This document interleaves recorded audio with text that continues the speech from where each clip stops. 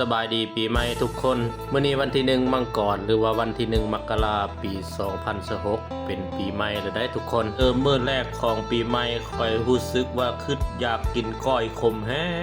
งทุกคนก็เลยตื่นแต่เช้าตั้งแต่6โมง7โมงเพื่อไปซื้อเนื้อสดมาก้อยขมพี่น้องขายเนื้อสดที่คอยไปซื้อก็คือห้านประจำของคอยที่เคยไปซื้อประจำนั่นก็คือตลาดหนองมนนั่นเองพอแต่ไปฮอดตลาดหนองมนก็เห็นเขาตั้งแถวตักบาตรกันวันนี้เป็นมื้อปีใหม่ทางเทศบาลแสนสุขเพิ่นได้จัดกิจกรรมให้ประชาชนเนี่ย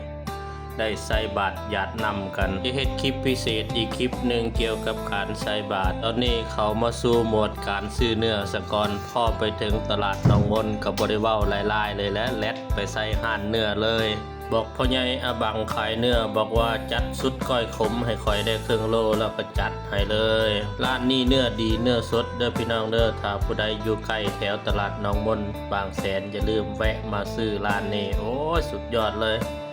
เนื้อนี่หอมสั่นอยู่ดึดๆๆๆอยู่นะ